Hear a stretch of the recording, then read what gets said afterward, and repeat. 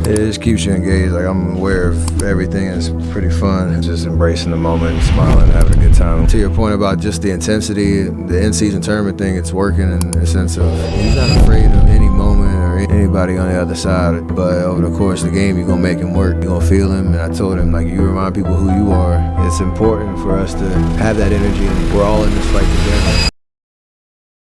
You noticed Wemby firing the crowd up before your free throws? Absolutely. You like when something like that? It just keeps you engaged. Like, I'm aware of everything. It's pretty fun. I don't think I like the free throws at the end of the game. Like, you got to find something to take the nerves out. And for me, like, that's just embracing the moment, smiling, having a good time. And when he started that, especially with the fanatics they got up there in the stands right behind the basket, I kind of wanted to acknowledge it and not let it surprise me. So I played into it. Thankfully, I made them. Having played them back-to-back games and subtle adjustments, that is always fun to try to figure out on the fly. Like, they were pretty fast and physical in the first half. Shots were a little hard to come by, but then we kind of settled into it. And to your point about just the intensity, the in-season tournament thing, it's working in the sense of giving you an atmosphere and something that feels a little different than just a normal regular season game. Guys really want to get to Vegas. How aware were you of tying Michael Jordan for 40-point games at your age? Very aware. I did it backwards, though. It's the second time I've done it. But yeah, I was aware of it for sure. Something just, I didn't know about it going one away until last game, and then obviously was asked about it, and then I got over that number. Like, that's pretty cool, just from an individual accomplishment perspective, just to be able to be in that type of company.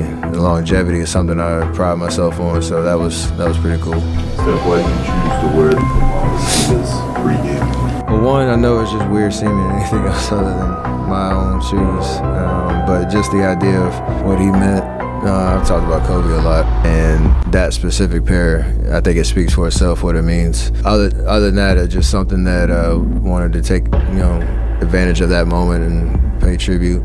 I think it gave me some good energy tonight. Back to the game, how much do you guys thrive when Draymond's in that kind of intention, the intensity that he had with Wemby tonight?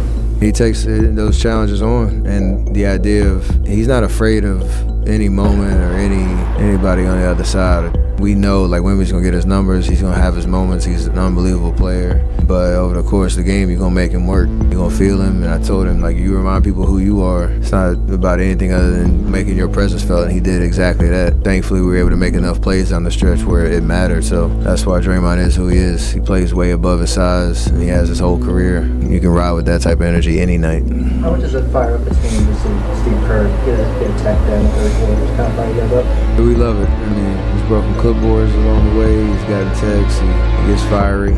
This morning he was in his bag in terms of his speech he gave in our pregame meeting this morning. And you could tell he still has that fastball if he needs it. And it's important for us to have that energy over the course of 82. Like, we're all in this fight together. I think he talked about that this morning. He showed it out there. Whether you win or lose, like, you just want to have a unit and a team that's together, coaches included. His pre-speech with his shoot around.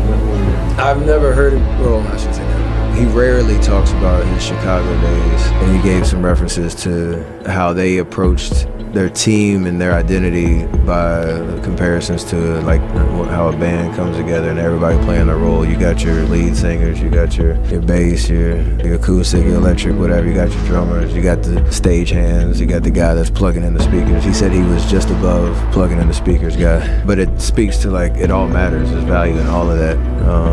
When a band's going on a tour, I think Phil Jackson instilled that in him, and he used that as a reference for how we need to play and how we need to approach our identity. It's going to take a long time to get through this year in terms of doing that, but it's great to have a reference. What role of person are you in the band? I was Haley Williams in Paramore tonight.